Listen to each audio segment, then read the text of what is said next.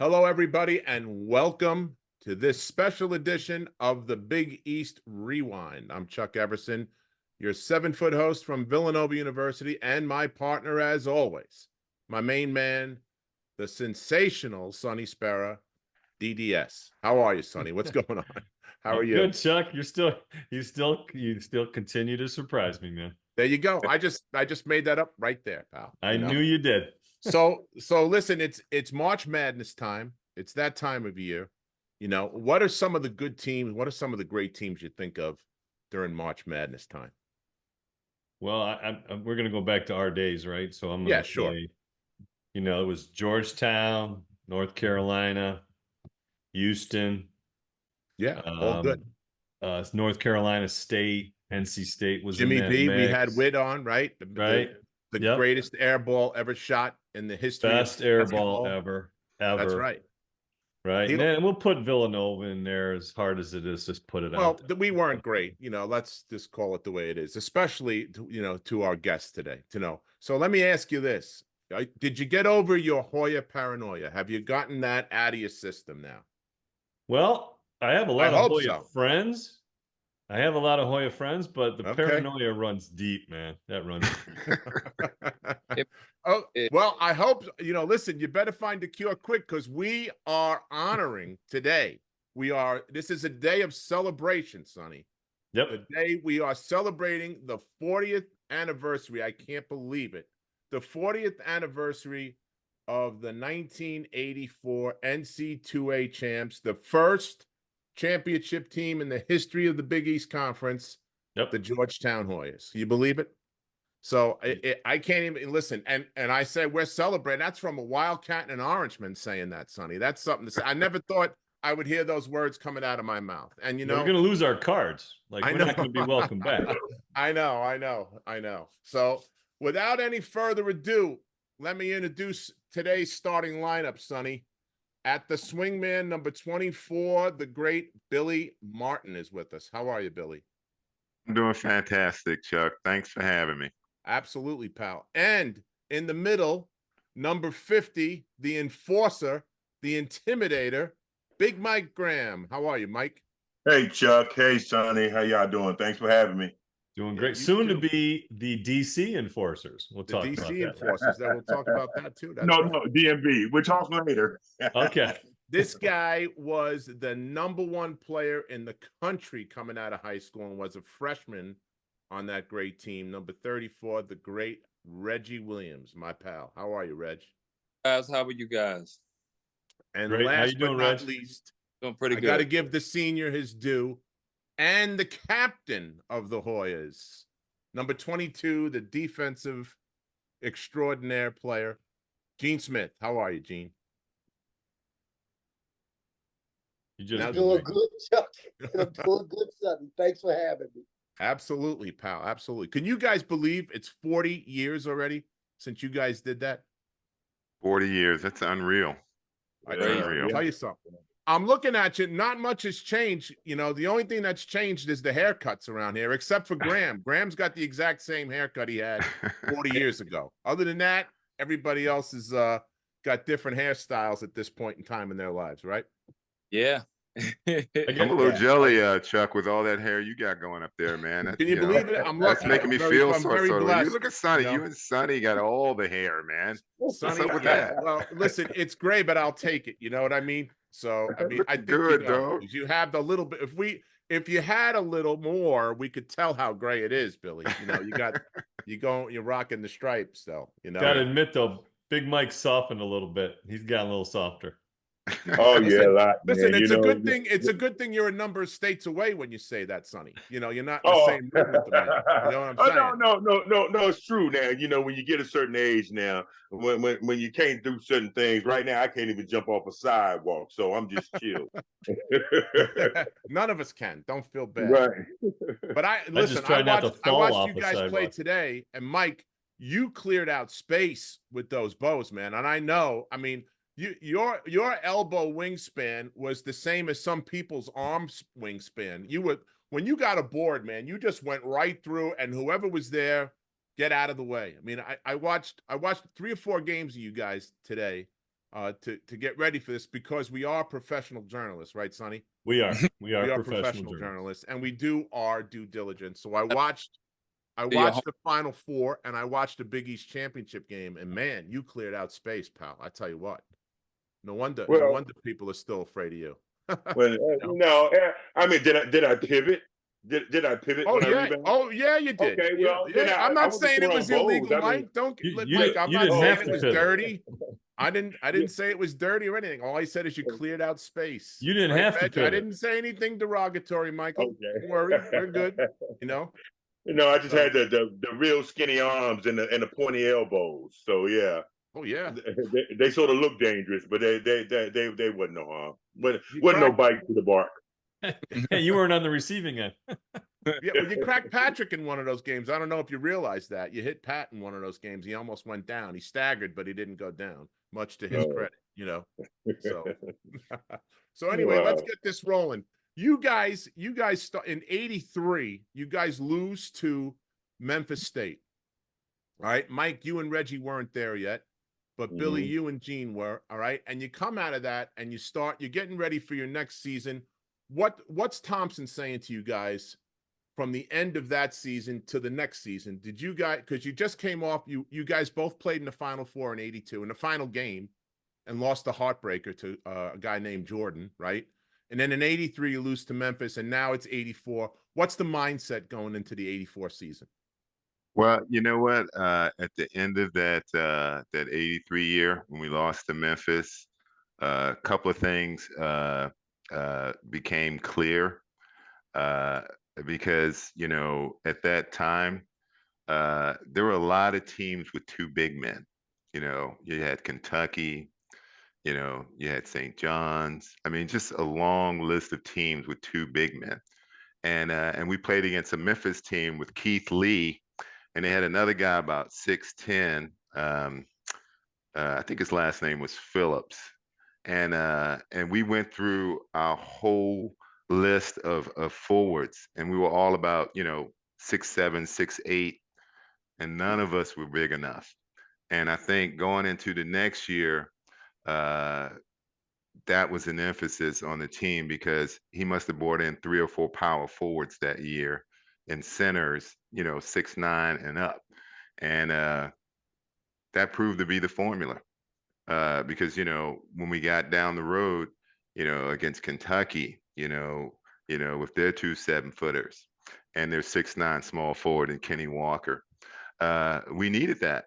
And so, coming off a great year in 82 and going into, the next year in 83, when we got to 84, we were hungry and our team was stacked.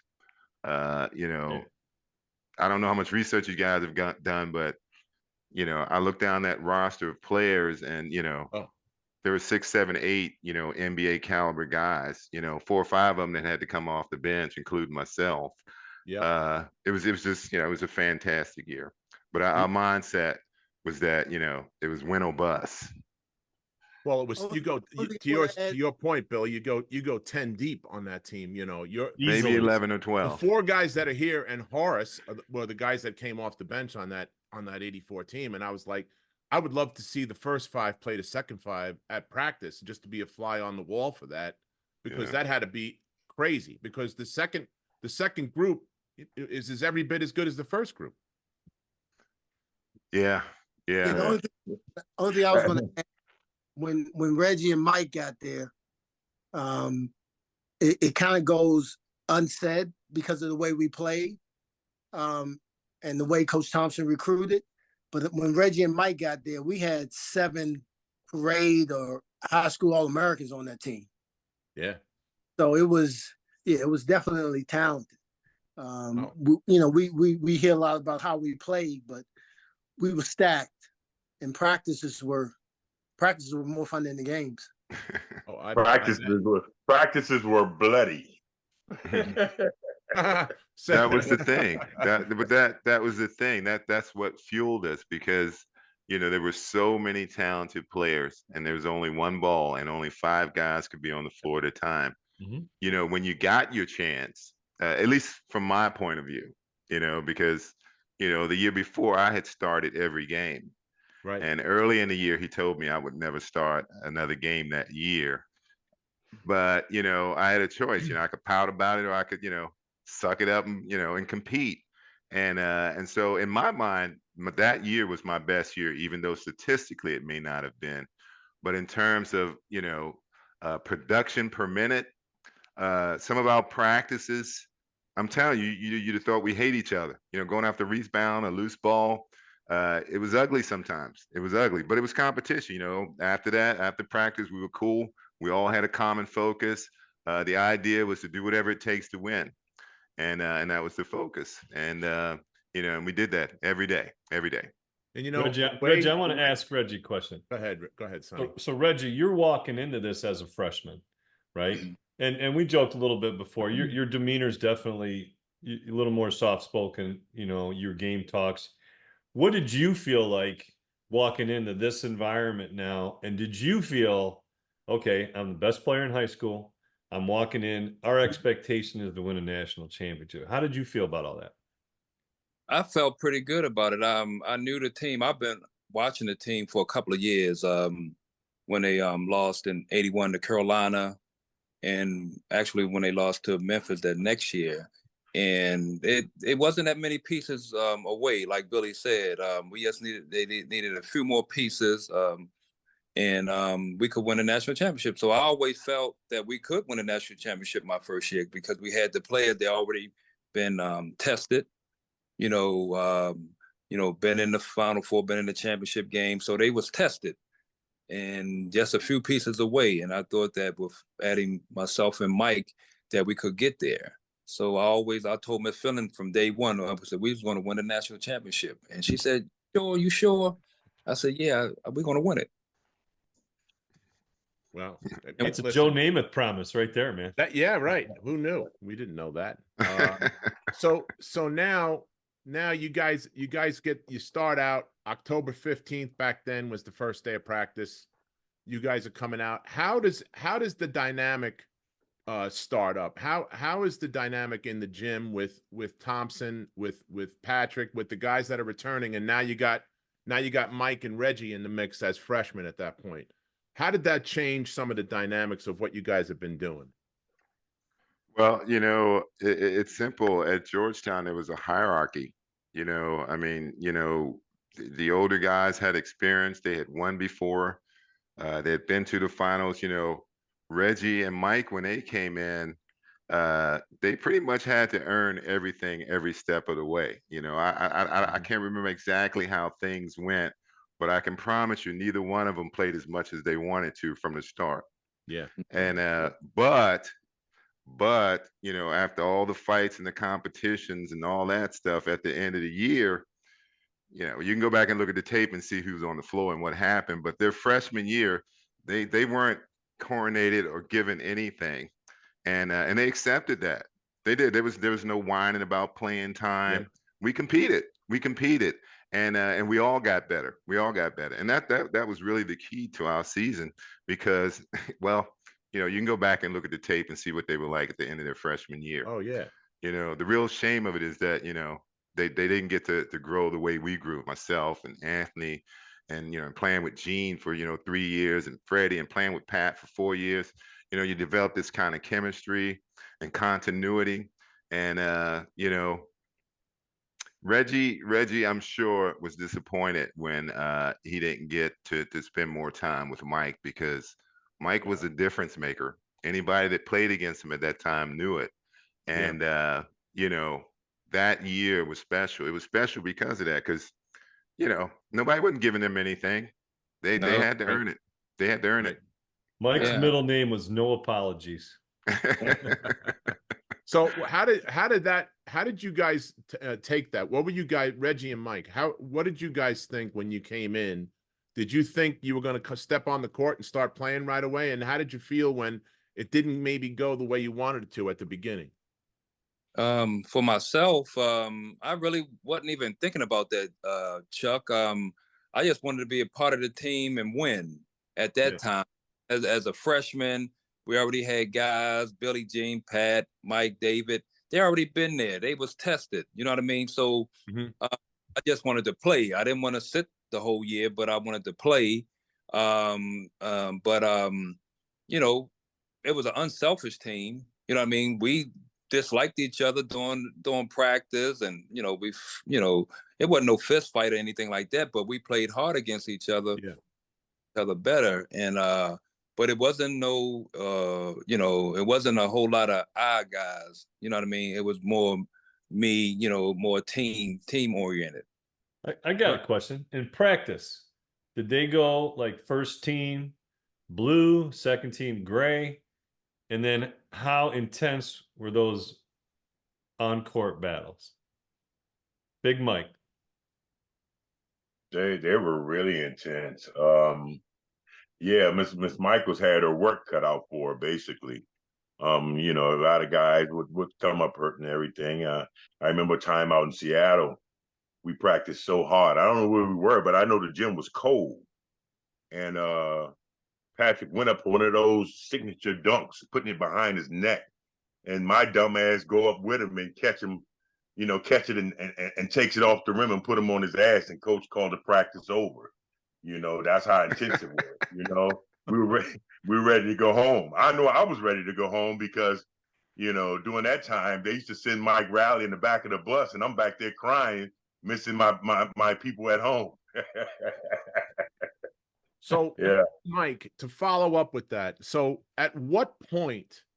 Because I looked at your guys the media guide and all that kind of stuff today. Okay, At what point did they talk to you about shaving your head, and all of a sudden you went from going from Mike Graham to Michael Graham? The guy that you turned into, because that was a big turning point in the season when you finally emerged as the guy that's gonna take care of business underneath, rebound, play D, score.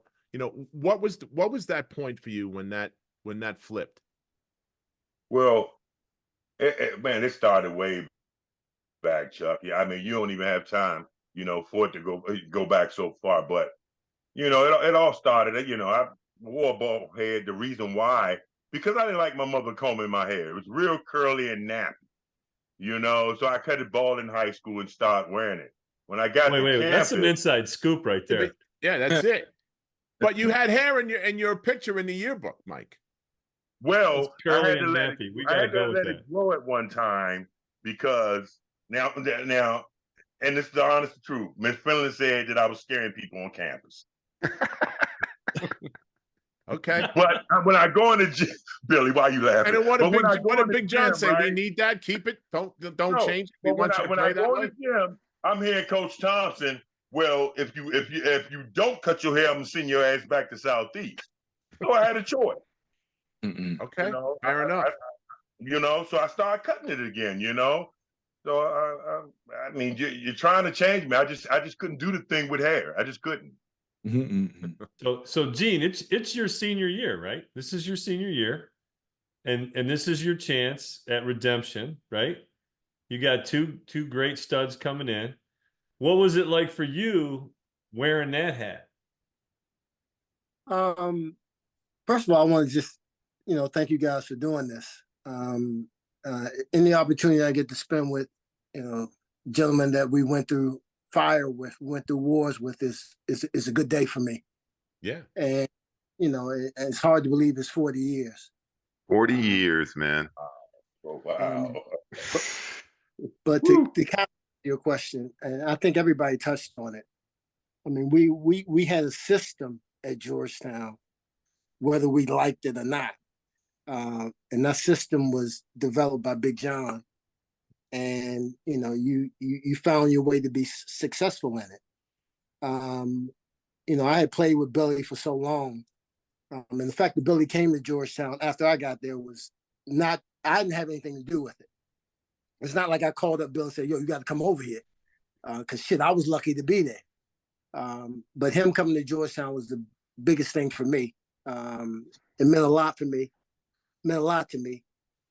We just had a system, and I've never been around people that just played their role, whether it was good or bad. Reggie coming in as a freshman, Reggie was just that dude. right? He was just a dude talent-wise. But never bitched, never complained about anything, never complained about his minutes. I mean, if you go back and look at that season and look at the amount of minutes played, like we're all around the same amount of minutes. And where anywhere in basketball is Gene Smith will play the same amount of time as Reggie Williams? It's crazy. Right. But that's the kind of crew we had. And unselfish goes without saying, but just always knowing that, you know, the guy sitting next to you always had your back, like always was going to come through for you, whether it was offense or defense or whatever. We just had a team that was just built for success. We were built for success. And man, when we won the chip, I thought, like, man, I'm gonna forget about this. I got other things in my life I want to accomplish. And 40 years later, man, that's one of the highlights of my life. Of course. And, Yep. Gene is really modest. You know, he's modest. You Yeah, know, yeah. the reason that team was successful and John's system was successful is because we had great leadership. We had great leadership. Who was the captain on that team? Gene Smith. There he is. Right Not there. Perry, not Patrick Ewing, not Michael Graham or Reggie Williams or David Wingate. Gene set a tone, as well as Patrick, who was our best player, set a tone at both ends that, you know, either we could live up to in practice, in training. You know, they set a standard, you know, that, you know, either we could live up to or not. You know, defensively, Gene was a disruptor. He would dominate games, and it was evident. You know, the Kentucky game, we were down 10 at halftime. What happened in the second half? They went 3 for 33. You know why? They couldn't get the ball across the court. They couldn't get into their offense. And, you know, so it was the leadership. It was those guys that set the tone. It wasn't just John and his system, but he had people in place. You know, Patrick was the best player in the country. He was always the first person at practice, always the last person to leave. You know, ran every drill, went hard every day. It's who he is. That's how he lived. That was him. Gene was the same way. They set a tone. And there were guys that were more talented, you know, that came in after them, but they set the tone. You know, once Reggie and Michael came into that system and absorbed it and you know and took it seriously and followed their lead, they were good to go. You know, I was really surprised we didn't win it the next year. You know, I don't know, we ran to some bum team that, you know, knocked us off the next. But you know, but seriously, we were primed, we were ready. It's nice to hear you're over it, though. I'm sorry. Oh yeah. I'm over it. I'm over it. Seriously, guys, I'm over it. I was just trying to be funny. Yeah, I know. You guys earned that. You deserved it, and you know. No, it's okay. You know, I wouldn't get over it. Yeah. Yeah. No. Come on. I was drafted with Dwayne. I had to spend a whole year listening to Dwayne go April Fool my whole rookie year. Oh my God. You know, because we lost fucking, you know, April Fool's Day. So I got over it early on in life. Yeah. I was forced to. I wasn't going to mention it. We're celebrating 84 today. Bill. Okay, 84. I'm just saying. Yeah. So, but I was Gene, the point I I was got to trying ask to make. you, Good. was that something when you were named captain? Did Big John name you that? Did your teammates vote you that? How did that work? Nothing at Georgetown was a democracy. So no, the dictatorship. Okay. So he had, so that's what I'm getting at. He had the faith in you to give you that, you know, that title and all the responsibility that came with that title. How did that, you know, how did you keep all these knuckleheads in line? That's what I want to know. I mean, now that I know these guys a little bit, I know their personalities, especially Reggie and Michael. I mean, you know, how did you keep all these guys in line? He didn't. Just by not doing that. Just by not trying that. You know, just not even, I mean, you know, again, like I said, I've never been around a group of guys or people that were dedicated to one thing. So for me, I'm gonna do me. And I don't know any other better way to be in a leadership or management position, but you do as you say. Like you do the work, and that's the example. You ain't gonna talk to Michael Graham or Reggie Williams or Billy. I mean, you ain't gonna talk your way through shit. Like you got to show them that you're about it. but yeah, it was just, man, that was a magical team, man. It's a magical team. And like I said, I thank you guys. I don't think it's talked about enough. Billy, you played in 3 national championship games, man. Yes. Yeah, I'm a little bit Not more many people can experienced than say any that. of these fellas in championship games. Yeah. Wow. Yeah, that's pretty good. That's pretty good. Yeah. Well, each one of them were unique, and but they did have one thing in common, and that was the continuity. I mean, obviously you have talent and stuff, but you got to have a group of guys. Well, you guys know when you get your best teams, you guys weren't just selfless out there doing your People own are thing. selfless. Yeah. You have a common goal and you work together and when you get nobody her done. cares who gets the credit or the points or it works. Well, I was upset sometime when Pat got more shots than I did, but no, nobody cared about that. Yeah. So let's get into some of the relationships, guys. Talk about, with Big John. Okay. I know we've talked a little bit about this in the past, and I'm not going to go too deep into it, but talk about playing for him and what your relationship was like with him. And Reg, I know you had it. We know that you left. We had talked about that on the show a couple of times, that you left for a couple of weeks. Mm-hmm. So what was, Mike, I'll start with you. What was your relationship like with Big John and during this time and then carrying over after you guys did what you did in the years later? Well, I mean, I didn't keep in touch much after I left Georgetown. Even though I was friends with his nephew, I would come over, once every blue moon, go over to the house once every blue moon. And that's about it. It really wasn't nothing but me there playing and everything. I think I had more of a relationship with Mike Rowley than Coach Thompson. Yeah, because that's who recruited me. Okay. How about you, Gene? Yeah, my journey was a little bit different in that all these guys were highly sought after. So I wasn't highly sought after. So getting to Georgetown to me was like, I was like a runaway slave. I was happy as could be. And I was going to do everything. I was going to do everything to stay there. I was going to do everything to stay there. So like, it wasn't really be to like, I was going to be a good teammate, but based on the way I played, I wasn't going to have a lot of friends. Cause I'm pushing up full court in practice. These motherfuckers looking at me like, yo, dude, this all right. Practice. But that to Billy's point, that was my MO, and I live by that. So Big John's ways and his temperaments and all that shit I wasn't really tripping on it because it's like, yo, I'm gonna get my 15, 20 minutes a game, I'm gonna do my work, and I'm gonna be real professional about it.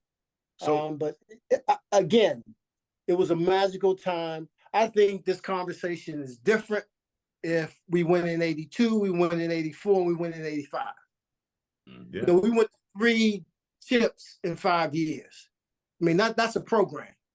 3 chips in 4 years. These gentlemen on this call are deeply responsible for that. Would have been 3 and 4 years, Gene. Well, listen, nobody's disputing. I mean, listen, as much as Sonny pains me saying this, but you guys were one of the greatest teams in college basketball, period. I mean, really, the talent level, first of all, you were 34-3. You lost 3 games, one of which was to us in double overtime because Dwight Wilbur threw up a shot from the corner at the Cap Center. Okay. And coincidentally, Connolly Brown was celebrating off the bench and blew his back out and was laid out. We couldn't find him at the celebration. You lost to DePaul by 2, and then you lost to St. John's at home.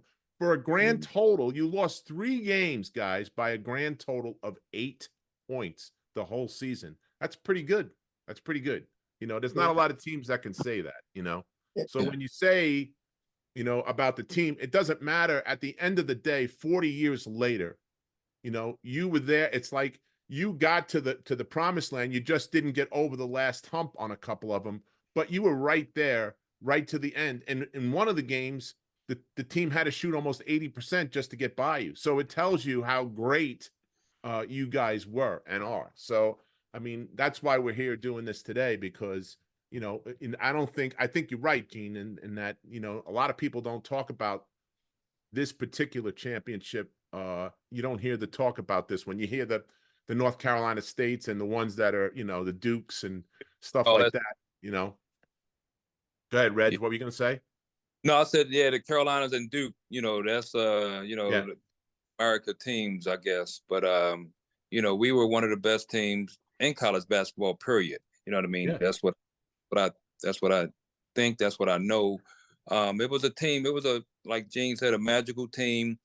And you had to be there. The guys who was older than us, Billy, Gene, Fred, they didn't fuss and cuss about the minutes that they lost when we came. Mike and myself came, so they was in the sharing business. You know what I mean? And they had common goal of winning. You know what I mean? Because they were tested. You know, 81 was a tough one. You know, 83. You know, it wasn't a championship, but they lost that next year. But then came back, loaded up again, and so.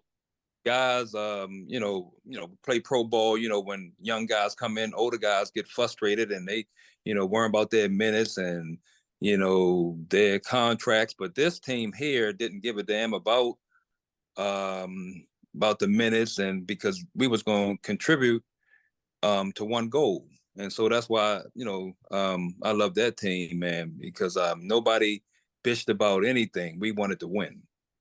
Okay. I got to ask a question. Go ahead, son. Getting into the NCAA tournament, I thought this was fascinating. Which game was your closest loss? Do you remember? SMU, baby. I never forget it. Yep. 37-36 was the first game of the tournament. 37-36. The first game of the tournament.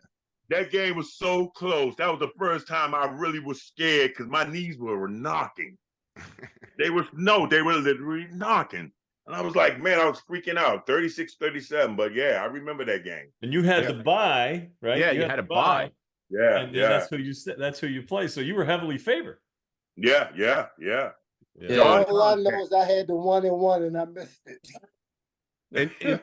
In that game, Pat got the offensive rebound, right? And put it back in. They sent the number one team in the country on the West Coast. We should have been our ass should have been on the East Coast, like they send everyone number one. Yeah. Well, that's right. That's out there, UCLA, right? Who was number one in the East, Reggie? Maybe North Carolina. We were the overall number one, and they sent our ass west, where we should have stayed. And it was our ass to lose, put us out 3 hour difference. Hey, now, when you guys went out there to play, we got Reggie fired up. Yeah, they almost got our ass, Reggie. They almost got our ass. Got us. When you guys went out there, Reg, you know, now, you know, you're playing numerous games in a row. Did you stay out west the whole time instead of flying back? Whole time, Thompson, all three. So we made the Final Four. Yeah. Wow. So you played in California, but you stayed where? Like Chicago? Where'd you? Stayed in Hawaii. That's funny. So, yeah, well, that's true. So do y'all remember this? Do y'all remember this, guys? We were playing. I think it was St. John's at Madison Square. Remember, we were staying in Rye, New York. Yes. Oh, yes. Rye, New York. Yes. No, Mike, I tell you something funny. I went to that Rye Marriott. I just happened to have to pick my boss up there. I called Gene right from the car. She could tell you right now. I said, "Hey, I'm walking in the Hoya's footsteps. I'm at the Rye Marriott right now." He started laughing.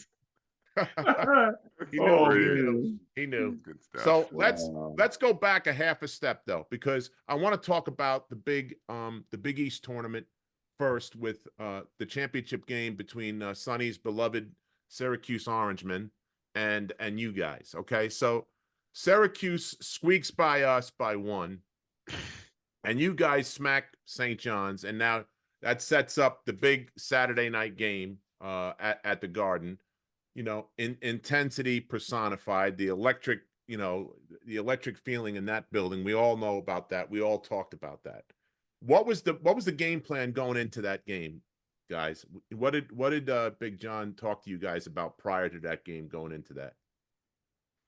What I can remember is all this cat was doing was talking about Pearl like he was straight up scared and drinking milk.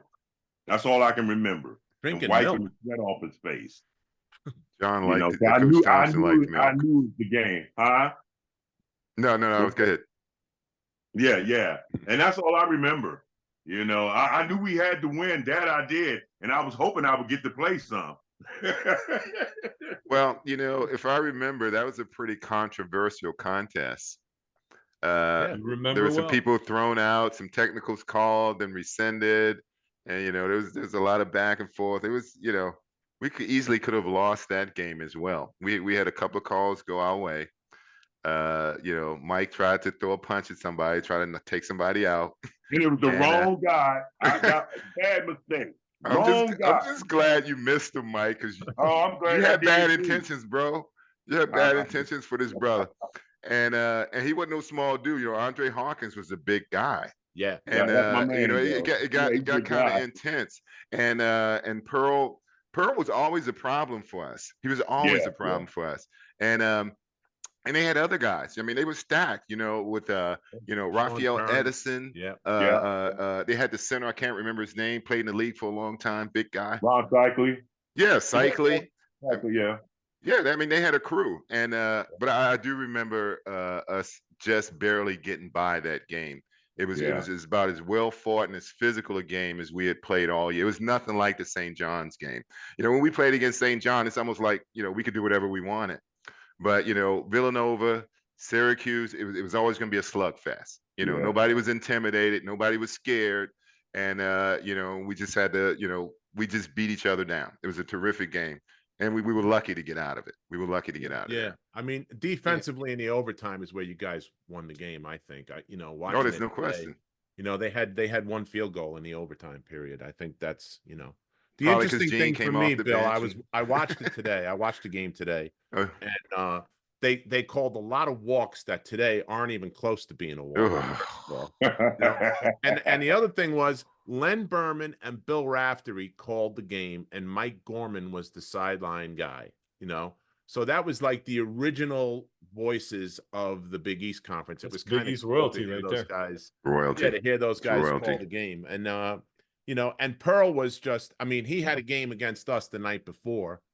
And was spectacular the way he always is. And you know, and then came out and there was a few moves he had running back with that smile on, laughing like he always something does. about the Garden and him, man. They were he's home. He was home. That was like Forrest Gump says, like peas and carrots.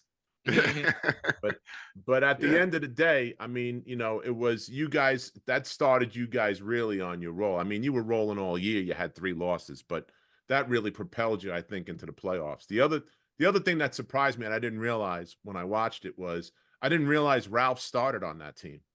You know, I thought Ralph was coming off the bench because in '85, Ralph didn't get a whole lot of run. And I know about his injury. We had him on the show. He's great, you know. But I was surprised, and he was moving pretty well. Because when you guys ran that full court press, he was guarding the ball out of bounds a lot of times. So he had to make they that. Had Pat in the back. Yeah, and well, Pat, you know, you got to put Pat in the back. I mean, I could have done that if can you imagine putting him on the ball though? Oh, with that wingspan. But there'd be nobody erasing shots. You know what? The best thing, and you know, chime in, Gene and Reggie, because the best thing about that full court press, Sonny, is you could take risks anytime you wanted because you had him in the back, erasing all the mistakes. You know, nobody was pulling up shooting threes. That's for sure. Well, the guys, we used to do a hell of a job with that 55 soft and 55 hard. We never let the offensive player get to Pat. Hey, listen, break that down for a second, Reggie. 55. What is 55 soft versus 55 hard? We're not telling any secrets out of school now. It's 40 years. Okay. Billy usually be the guy guarding the ball. Point man, with that, but then you got the wings, then you got the middle. Gene usually be in the middle, the still guy, him and Wingate. I would usually be on the wing of the foul line, and that's hard.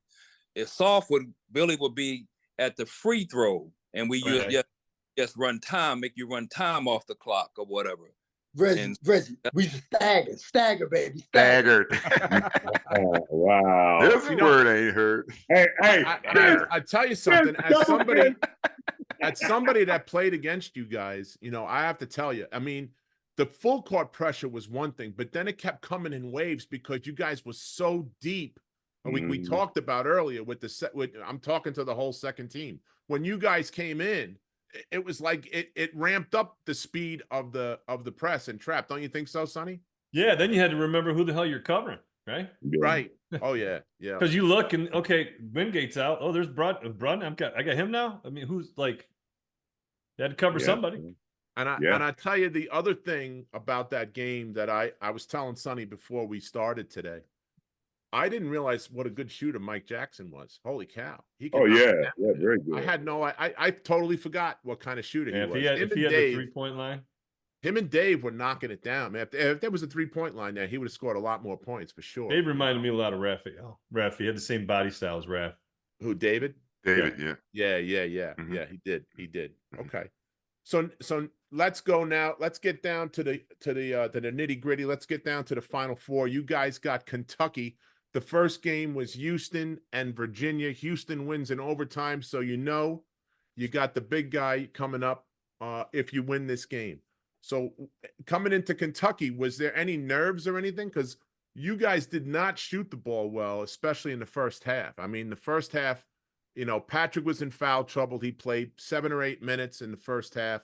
Mike comes in, does his thing, and then you go in, like you said before, Bill, down, and then come out in the second half a different team. What did Big John say to you guys at halftime to charge you guys what did he put in the milk? Yeah, what did he put in the milk? I remember, but I want to hear those guys what they got to say first. Okay, Billy. Well, you know what? I can't remember his halftime speech. You know, I can't remember everything that he said. I do know that you know, before we went out, you know, we're normally kind of loud and rowdy. We were a little bit quiet, and I think we were a little bit more determined. And it's simple. Again, it's leadership, and it was Gene. Gene really set the tone for everything. You know, a couple of steals, a few stops. They literally went 3 for 33 the second half. They could not get into their offense because they couldn't get the ball over half court. You know, and you know, and then you know, and it's just, you know, Reggie was on a tear. You know, Michael was rebounding. It just all came together in the second half, and it was simply because of the tone that was set by our point man, our captain. Got us going. Big John, he wasn't a rah-rah guy. That was mostly Gene was the more vocal person on the team. To pumped up, you know, Big John wasn't never, you know, he just, you know, did a little X and O's, but he was more of a MF at practice, at game that way. So Gene was more the inspirational guy who got us fired up. Yeah. And before Mike jumps in, I just want to say, we talked and communicated as a crew better than anybody, any teams I've been around. And I'm talking cats who, you know, again, don't have any business listening to you, but we're all committed. Like, they coming in with all these accolades, but they still listening to what's going on with our crew, with the team, the program. I mean, it's like if you saw Reggie as a freshman and then saw Reggie as a senior, you would have saw some Gene Smith shit in Reggie as a senior. Oh, we did see it. Because I heard stories, Reggie. I heard stories. You know, and the only reason I make that point is because I think at some point in time, no matter how talented you are, when you go to Georgetown, you realize, you know, there is something in place that's special, and you just want to make your mark. You're going to make your mark and be a part of that. Yeah. You know, Good so point. yeah, I mean, I don't know if we thought about losing ever. Like, I don't ever remember Mike, you said you were scared at the SMU game. I was scared taking the free throw, dude. I was the one scared. But yeah, I just think we were a very confident group. We were, again, like if somebody was having a bad game, somebody would easily step up. Like if we had injuries, wasn't Mike injured that year? Was Mike injured he had problems with his heel. Yeah. Mm-hmm. So it was his shoulder or something he had problems with. Shoulder. I'm sorry, it was his shoulder. It was his shoulder. But we didn't miss a beat. It was just next man up. So yeah, again, just an incredible team, man, an incredible run. And we won the Big East. We won the Big East outright, the Big East tournament, and the NCAA chip. That's a good season. You don't get any better than that. Mike, what were you going to say about halftime? Because you came out, they started you in the second half, though. That was a change. So yeah, I remember this. I remember us going in at half. Coach and the rest of the coaches went into some room. We all sit there around, and Gene, he smiling and laughing and keeping everybody up, and I'm trying to figure out what's going to happen in the second half. Well, all I can remember is Pat didn't play much in the first half because of foul trouble. Coach came out there to me, and I remember this like it was yesterday in front of everybody, and y'all should remember this. He said to me, I brought you here for a reason. That reason is protect Pat. If you don't do that, I'm going to send your ass back to Southeast. This is what he told me. But Mike, I think he told you that in practice. Yeah. He told me that this guy used to scare me. He knew what it was that took to scare me, because he used to talk about going upstairs, breaking furniture. You think I wanted to go upstairs with that big guy and break furniture? Hell no. You know what I'm saying? So he said the thing. He was, even though he probably wouldn't have done it, but he had a way of working your mind to make you think, oh, if you don't do what he says he's going to do, oh, he's about his work. And that's the way I took him as, That's the way I took him as. Yeah. You bring up a good point, Mike, because one of the things that I most admired about Coach Thompson is his ability to push certain buttons to get a little bit more out of people. I never forget, he after my sophomore year, I started every game. I was decent numbers, and I came back from my junior year, and I was basically playing like crap. And he called me over, and don't take offense to this, guys, but he called me over, and he was like, Bill, you know what your problem is? And then he said, your problem is that you've been homogenized. And I looked at him funny. He's like, do you know what that means? What that means? And I was like, no. He said, look it up and then come back and talk. Anyway, the point he was trying to make is that, if I played back where Mike and I are from in Southeast, the way I was playing there, or way I was playing now, that, I'd get my back broken and that I was playing too soft. And it kind of pissed me off, and I played a lot harder and a lot better. He got a little bit more out of me, but he had that ability to do that with everybody. And it didn't always feel good. I'm sure, like the story Mike just told, and I'm sure Reggie's got some stories where he said or did something that really pissed him off, but he did that intentionally, and he did it in different ways with different people to get a little bit more out of you, to spark a little bit more out of you. And but anyway, Mike made me think of that when he talked about that Southeast thing. But he had something on everybody, just to get a little bit more out of you. Just poke you a little bit, get a little bit more out of you. You're going back to Southeast, boy. Yeah. So now you guys get to face Houston at the Kingdome in Seattle for the chip, okay? And the game is billed as Hakeem Olajuwon versus Patrick Ewing, and everybody they had just been upset the year before. Right. And they had just been upset the year before. Yeah. And the year before that, three of them in a row. Right. So, yeah. So Hakeem was looking to get his, Patrick's looking to get his first one, so it was a big to do. And, but it didn't work out that way. Neither guy, everybody was in foul trouble. Hakeem had 4 fouls late, and Patrick wound up with 4. Reggie turned around as a freshman and came in and took the spotlight and stole the spotlight. So talk about your game, Reg, and going in there, what your mindset was, and how, as such a young guy, you were able to play at that level in the biggest spotlight in the country. Well, I've been playing, in big games in high school, years and years. And when I came to Georgetown, I did start. And then I had that little interruption for 2 weeks. Then I started coming off the bench. So I had to come off the bench and be ready to play. So during the Final Four, I didn't have a good game. Those guys, they played their ass off. And I said, well, it's going to be my turn. I'm up next. So I came in there looking, to do some damage against Houston because I didn't play so well in the Final Four against Kentucky.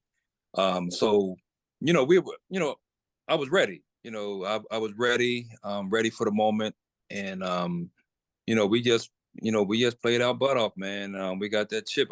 Just like I told Miss Fillon early in the year, we gonna get it. Say, you made the promise. Yeah. Gonna get it. So yeah. The shots was, it was open shots. The defense was on. Elijah Wan didn't get loose. Pat didn't, have his best game. No. Somebody had to step up and do it. And you seem to float shots just out of Elijah Wan's reach. It was beautiful. That little float scoop shot that you do, kind of like the Iceman a little bit, coming down the middle and floating those up there.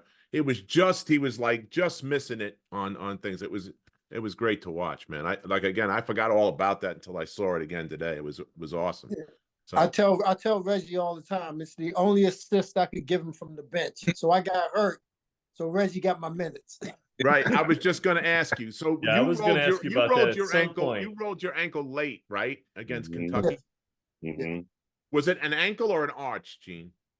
Doesn't matter. We were going to win anyway, right? Yeah. So at what point did you realize you couldn't go? I tried to go in warm up. Mm-hmm. And then I couldn't go in warm up. But Reggie, did Big John say anything to you before the game? No, he didn't say anything. He has to. He didn't say You anything. didn't have to, no. Listen, man, this is what I remember. We were a little bit shorthanded. We had people hurt. Mm-hmm. Reggie's modest, man. Reggie had skills that guys his size just didn't have back then. Right. Yeah. We could play him at the point. We could play him at the 2. We Or could play him at the position. 3. Yeah. And it's simple. He handled the ball. He took over the game. He scored. He got the ball to his boy. Mike was a phenom. Mike, if you gave him a shot 15 feet from the basket, might not hit the rim. But if you gave it to him somewhere around the basket, he was going to dunk on somebody's head. And he finally showed the nation who he was. He rebounded. Billy, I don't mean to interrupt you. Yeah. Mike hit a free throw line jumper in the Kentucky game going into halftime, if I'm not mistaken, Mike. Yeah, that was an anomaly. It was an anomaly. Mike did. Mike Still counts. Mike It still counts, Mike. Mike did his work in the paint. And it was, I'm telling you, it was like, it was their moment. As freshmen, Reggie took the ball, took over the game, and ran the offense. And and Mike finally got Patrick's back. They're double teaming. Nobody's boxing him out. He's going to the rim. He was dunking on people's heads. Blocking shots, rebounding. People were afraid to come around the basket. And those guys are being modest. I mean, they were phenomenal in that game. They were phenomenal. But you guys had an offensive explosion. You went from 37 points versus SMU to 84 in the final. You're averaging, looks like it's in like the low 60s, upper 50s. Yeah. Mm-hmm. And you put 20 Second more half points was on crazy. top of that? Well, on top of everything else that we had, you knew what David would do. You knew what I would do. You knew what Patrick would do. Nobody saw the freshmen coming. Yeah, oh yeah. And they both, I don't remember the exact numbers. I bet Reggie, what'd you have that game? 20, 25? 19, right? 19. Mike, what'd you have? 18, 19, 20? No, about 15, 14, About 15. 15? Yeah, I mean, we were so balanced, chip here, Yeah, chip but there. they were at the right time, Mike. I mean, anything around the rim, you banged it on somebody. What I wanted to ask you, because we had mentioned this before. Gene had said this at one point on one of the shows that we did. how much Patrick celebrated his teammates' successes. Okay. How hard was that high five he gave you? I thought he was going to knock you down. Oh man, I thought he took my hand off, man. He hit you, and then he did something. He did something with his fingers. Yeah, he did that. He used to do that. He used to do that. Yeah, I didn't know if he had a knife in him or what. I know when I watched that. I thought he broke my hand. Yeah, I mean, all kidding aside, I mean, they're celebrating and then they're celebrating. You know what I mean? It was, he went a little crazy with that stuff, but it was great because that pumped everybody up. And next thing you know, I saw the alley-oop, Mike, on the first time I've really seen it. Now you're on the cover of Sports Illy, okay? At the end of the game on a nice big dunk on about three of the Cougars there. So that was, it was a great ending to a great season for you guys, the way it was supposed to be. And then, talk about for a second, Freddie runs off the court. Freddie had that gaff in the North Carolina championship game, and Big John gives him a huge bear hug as he came off the court for the last time as a Hoya. All I could think of was redemption. Yeah. That's it. And I was so happy for the both of them, because I remember where I was watching that game. I was in high school. I remember watching that game, man, because I remember seeing Sleep right there, and then all of a sudden you see Worthy there. So it was an honest mistake, and I believe it really bothered Fred, but he had nothing to worry about, I think he played tremendously that game and then our championship game. So, yeah. I'll chime in on that. I mean, in '82, the game before the Carolina game, the Final Four game was Louisville. Fucking Fred was phenomenal. MVP. He was MVP of the game.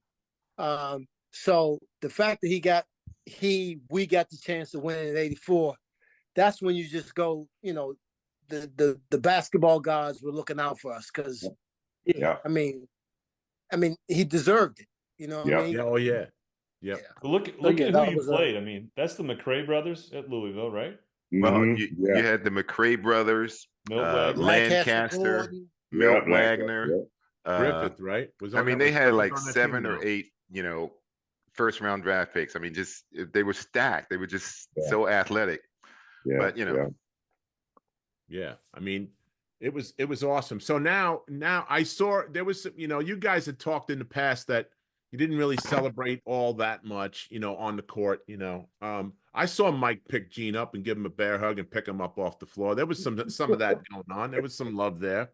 What was the aftermath like, guys, when you went back to campus? Did they have a parade? Did they have any kind of what talk about that? Yeah. Well, I mean, the upperclassmen can talk about that much, because as freshmen, we wasn't allowed to do shit as far as with the media. So, I remember after the championship game, they wanted me on Good Morning America. That shit was cut as soon as they walked up to me. So, I knew, we were just happy that we won it. And we were happy that the season was over to get away from John. We loved him, but we had to get away from him. Well, now, the Sports Illustrated in the '82 season had the 4 starters, and the only starter missing was Michael Jordan, because he was a freshman, and Dean Smith didn't allow those guys. That's right. Pretty common practice back then. So what did you guys do? You get back from this game, and that's it. You just get in your car and you go home. I think you went to go see President Reagan, right? So tell Sonny what that was like, because I already know what it's like. I've done that. I know what that's like. So tell Sonny and our listening audience what it's like. Take so long? I was waiting. I think I was more amazed, and I was more happy seeing a guy there that was a photographer. He was my high school English teacher. Really? I was so surprised seeing him taking photos. And here's a white guy come from a school in the inner city, and he was always by my side. When I seen him there, I felt real relaxed. I felt real relaxed. That's That, pretty that cool. really meant a lot to me. I wasn't concerned about Reagan or this, that, and the other. I was just going through the formality of it, you know. But I was really glad to see that English teacher because he helped me out a lot. How So, about Reg, you, Reg? what was it like, man? What was the celebrations like? The celebration? What celebration? We You got guys back. had to be rock Listen. stars on campus, Reggie. Come on, man. We got back. Oh, you usually get that meal money, that $10. We collected that $10. That we had to stand in line for. And the damn line to get $10 to go buy a damn hamburger. That was the celebration. Wow. They kept McDonald's open late for you? My God. Hey, this interview right here is the most we had in 40 goddamn years. What y'all talking about? Hey, how about this? Do y'all remember this? Now tell me if y'all remember this. How about one time we were after practice or game, we looking to go out. We was at a big city, but we couldn't go out. You know where the heck we went? We went to watch Terms of Endurance at the movie. Y'all remember that? Oh my God. I barely remember that one. I remember. I remember that one. Yeah, I think it was Shirley Whoa. MacLaine. I couldn't believe it, man. I was like, oh my God. I think we were in There it Miami. is. There Yeah. it is. Yep. That's Yep. the squad right there. Yeah, that's the squad. Mhm. Yep. So, Terms of Endearment, you saw, and that's not even, that's like a chick flick, Mike. You know, Oh Oh my not God, for that anything. is one right? of those. That's how you saddest celebrate. movies. You go out and watch a chick flick with your friends. What the heck is Hey, that? No, trust Oh, me. when we went out, we went with the Mike, you're whole showing team. a different We all side. were there, You're trust pulling me. the We all curtain were back there. too Oh far, my Mike. God. Get Now, the Pulling the value. curtain back too far. Everybody thought you were a tough guy. Now you're out there looking at Terms of Endearment, some chick we after went you win the national movie. championship. Were they passing out Xanax and Valium or what? No, Listen, We we're went to breaking see the news movie. every day, Sonny. You see that every Holy day. cow. Who knew I wouldn't Michael watch Graham that was a movie. chick flick guy? Who knew well, that? Hey. we Sensitive went to side, see the big the sensitive movie, man. we went to see because Finland wanted to see the movie. So Yeah, that's what it was. our So academic, we all had to go. we had to go. All right, Reggie bailed you out, Mike. Okay, So you're all that's good your boy. Thanks, I know gentlemen. that. That's I what know you're that. saying. See, You're I know. all very The polite chemistry's gentlemen. still I there. can't believe so. And then what? That's you just went home for spring break after that? That's it? no, they gave us a parade. We went up to was gonna the say, you had to have Healy, and something. you know they had a big they L gave sign. us a Michael parade. Graham is God, and you Hey, know mounds of people everywhere. Yeah, it was hey, nice. It was nice. Okay, that all right. tournament, man. It wasn't no damn celebration. Hey, Red, we did better by going to the pub that night, huh? That's right. Pub, listen What'd to you say, Reggie? That That wasn't no damn. had a better time going to Soul Night at the pub. Oh yeah, Soul Night. Nice. At least it was somewhere in DC, Chuck. They didn't have to go down to Georgia for their party. Right. They stayed right near the party at least. Thank you goodness. didn't have to travel. That's hilarious. No Oh, school buses man. going to that game, Sonny. You know. That's So- going to be a final Jeopardy question. What movie did the '84 Georgetown Hoyas Right. celebrate their national championship? That's awesome. That is awesome. I mean, it was a little different. It was a little different than Philadelphia. I have to say that they were. Oh, really yeah. cold. Oh, yeah. He Oh, did. yeah. He Climbed the did take poles us and to see everything. Scarface too. Oh, there you Yeah, I go. remember that. I love 'cause he wanted to Scarface. see it because he wanted to see Wow. it. He wanted to see it. Mhm. Yeah, he Wow. wanted to see that. Hey, listen, I got to tell you, getting to know all you guys since Sonny and I have been doing this has been awesome. But now I think we know more than we really wanted to, right? Yeah, Sonny? there's a little too much information. So, oh, man, holy cow! Oh, You know, man, that was I killing look me. at you guys a little differently now than I did in '84 and '85, buddy. You know. So you know a what, little different. Chuck? You know What's you know that? what their kryptonite is? Deborah Winger. We're going to have to talk about. That's right. No, You know, was Meryl Streep Beer in jerk. that movie? Was It was Meryl Streep in Winger that movie? and No, it was. what's It was. the dude's name? I remember the lady. Who was it? Oh Yes, my was it? God! oh, it You was just mentioned her. McLean. Because I'm gonna be honest. I'm gonna be honest. McLean. I watched it the other Shirley night. Shirley MacLaine. MacLaine. Shirley I MacLaine. watched it the other night. Yes, I Jack watched it Nicholson was in that movie. Yeah, he Who? was. Who was? Jack Nicholson. Jack That's Nicholson what I was going to Yeah, say, I'm thinking Jack. I'm Yeah. thinking of the wrong Yeah. movie. Nicholson. Yep. He's the only guy who played a No, normal character. Right. Yeah. Yep, Wow. absolutely. Okay. Wow. Well, listen. Well, no. But Chuck, before you sign off, can I ask each one of these guys a question? Please Absolutely. do. Yeah. What was the highlight of that season, other than the chip game, for each of Good you? question. Hmm. And I can start if you want. Yeah, start. Yeah, started. So I'll start. So the highlight of that season in '84 for me was Patrick stepping in the foul line to tap that missed free throw. That was the highlight of the season. Oh yeah, SMU. Because Oh yeah. Okay. if Patrick Wow. doesn't say to Big John, "Can I go on the foul line?" then Brown and Smith got something in common other than the most popular black last names. Wow. Never winning the championship, never moving on, huh? So Wow. that's the highlight for me. Okay. How about you, Bill? I don't really have one.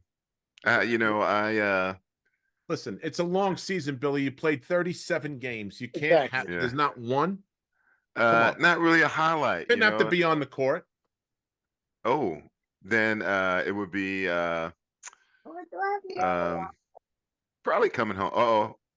Hey Billy, yeah. that Brigham Young game was a highlight for me. Well, we can say that. We can say the Brigham Young game. I had a good game, scored a bunch of points, got a bunch of rebounds. Gene got a steal, got a nice dunk. That was a highlight. That was a highlight. But that year was, for me was special because of I found out something about myself that year, and it was because of John, and that without the proper motivation, I can become complacent. But prodded and poked the right way, I can do a little bit more. And I took that with me, and it helped me. It helped me along the way in a lot of ways. Just knowing that that I would have to give a little bit more than what felt comfortable in order for Right. me to be a success. And that was probably the highlight of the year. I learned something. I grew that year. How about you, Reg? Well, I might have two. Coming and going into the Carrier Dome. I'm sorry, Sonny, but I 25 my freshman year up in the Carrier Dome with 30,000. That's when I knew I could play college basketball, and Big East tournament and championship. So I had like 3 highlights of that. Yeah, both of them are Syracuse, man. Yeah, right. I told you. That's why he likes you so much. I Sonny. do like I know, Reggie. right? I told you I You was bring sorry. back I fond feel the memories, love. my I friend. feel the love, Reg. It's good. Well, he prefaced it by saying, Sonny, I'm sorry. What else do you want? He said he was I'm sorry, but what I'm about to say. And you didn't get an elbow. See, it's getting better. Go ahead, Mike. What do you think? My highlight is when we played Kentucky. I got a thing about playing against guys bigger than me. I love to play against guys bigger than me, and I love to try to embarrass them. So that was my highlight. Yeah, Kentucky. Wow. Yeah, and you don't get Now, two did bigger you- guys than those two. Holy cow. Did you match up with Turpin or did you match up with Bowie? I was Didn't a little, matter. a Didn't little bit matter. of both. It didn't matter. Sonny, It didn't matter. but wrong question. Didn't matter. Yeah, it didn't matter. That's Neither the one right of them. answer. Neither one of them wanted to come around the basket the second half. Right, they so, didn't. Yeah. But that's the right answer, Yeah. Gene. It didn't Yeah. matter. So I got one more question I want to ask each guy, the guys, if you don't mind, Chuck and Sonny. Yeah, go Wow. ahead. So the 4 of us are on this call. What do you remember most about teammates that are on this phone call? What do you remember most? Like, what sticks out in your mind when you think about Reggie, Michael, Billy, to each of us? And I'll start. Okay. We were playing in the Big East tournament in the Big East. Yeah, Big East tournament. We're playing against, I think, Providence.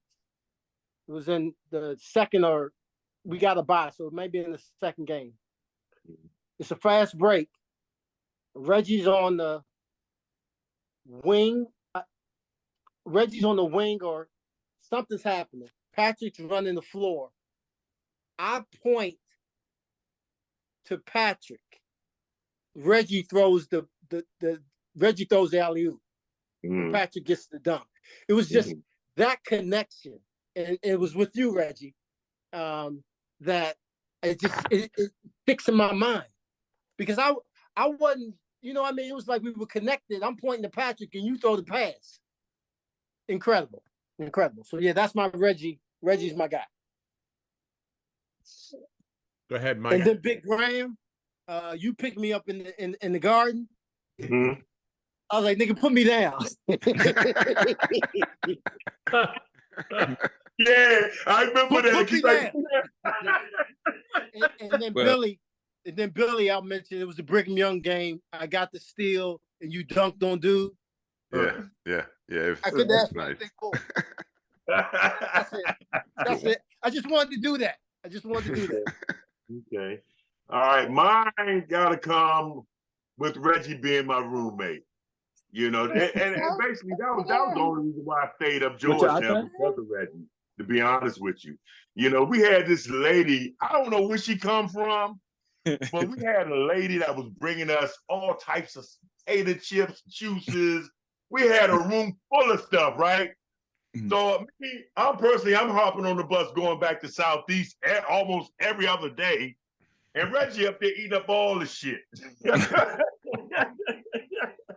You know, I remember that. You know, and I remember that so well, man. He was a hell of a roommate, man. And then I remember I was in the 9th grade. I was being recruited by McKinley Tech, and I see these two big ass guys coming to talk to me. I believe I was going to Hamilton then. It was the coach at McKinley, Mr. Kennedy, and it was Doom. It was Billy. And I'm looking at a guy who has the biggest hands, big as my feet. I'm talking about him, Billy. And I was like, wow, that's, you know, if I go there, I was like, man, I probably wouldn't get no time with this cat.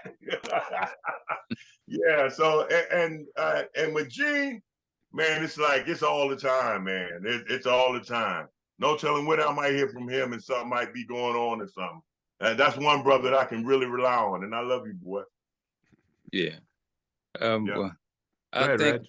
I think you know, Mike and I developed a connection because we were roommates. We came in as freshmen, so if he got in trouble, I got into trouble. You know. So Thompson used to call us in there, and you know, we didn't just feeling. See, freshman has to call the academic coordinator every night. Yeah. Every night, 7 days a week. Yeah. And tell her what we did today in our classes. So man, Mike will forget, and Thompson the next day at practice, Thompson have us running, and so one run, everybody, Billy, Gene, they mad as hell at us because we didn't. Y'all called spelling that night. So, but we had a connection. Billy, most of the dunks that Billy got, it was if a team played zone, I was the one setting the pick for his ass. So he damn yeah. So, but every dunk Billy got in the zone, I got his ass open. Yeah. Gene used to talk all the damn time. You know, he didn't treat freshmen fair. So that motherfucker, man, because he used to talk shit to me, the freshman. So, but I love that. You know, he's a good dude, man. I guess he just was messing with us, pushing us or whatever. But yeah, man, we developed closeness, and we can talk about this thing, to our kids, grandkids, whatever, because there's a situation in life that we all was part of something special. So, But you know what, though? What really pisses me off about that being part of something special, you got the Fab Five, this, that. We were the first to do it that ever do it. You understand? And we don't get props for it. You know, I don't know what went on. I don't know. Maybe Coach ain't wanted us to do it or whatever. But then we got a story that needs to be told about our 1984 national championship, and it ought to be on ESPN. You know, it ought to be. We are the model for everybody else after us. Yeah, My can't opinion. argue with you. Can't argue with you, Mike. So with that, we got to say goodnight, guys. I appreciate you coming out and sharing the stories with me. It was awesome talking to you guys, as it always is. I have to mention my buddy Reg is being honored tomorrow at the Big East tournament as being a legend. And Michael Graham is also being honored tomorrow for being a legend in his own mind. So both guys that are going to be honored. But Reg, for real, congratulations on that. That's an honor. thank you, Chucky. I'll see you. Congratulations, Reggie. See you tomorrow at the Big East. It's good Guys, seeing you, thanks bro. so much. This was awesome talking about the '84 champs. That was great, man. Thank you. Thank you, Chuck. Thank you, Sonny. Thanks, Mike, guys. it's good Be in seeing touch you. soon. Dean, always a pleasure, my brother. I think Mike's got a project coming up. Hey, Mike, Yo. don't fall off that bridge, yo.